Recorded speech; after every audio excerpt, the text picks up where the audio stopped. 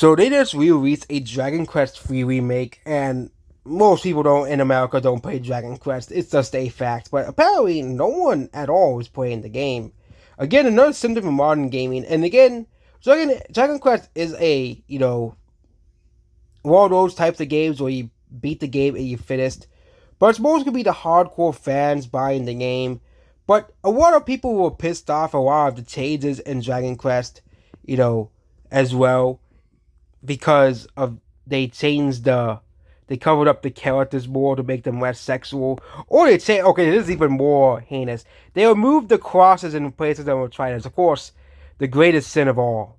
Okay, and of course, no one bought the game. Okay, I don't understand why they keep trying to change old games to make them appeal towards this modern audience that keeps trying to manifest what doesn't exist. Look at Dragon Age: The Valley Gods failure. Okay, I get they get creative to do whatever they want with the characters. Maybe they want kids seeing this. Yeah, like YouTube might demonetize, for that because again,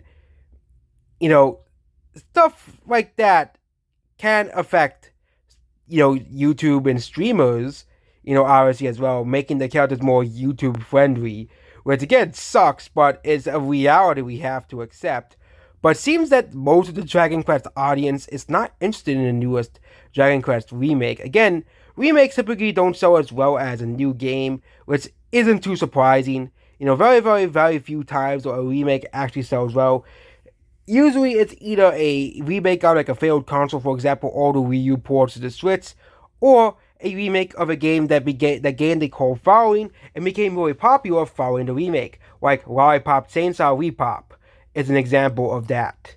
Or Mario Kart 8 Deluxe, which was released on a failed console, and mass become the best-selling game on the entire Switch console. So, and it was so popular they gave Mario Kart 8 DLC.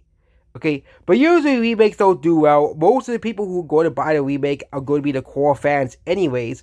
So it isn't too surprising the game isn't, doesn't have 100,000, for a game like Dragon Quest. Again, mostly Dragon Quest is mostly popular in Japan, which mostly play it. Which again, I don't know how popular PC games are on in Japan, but I know a lot of people in Japan were upset over the.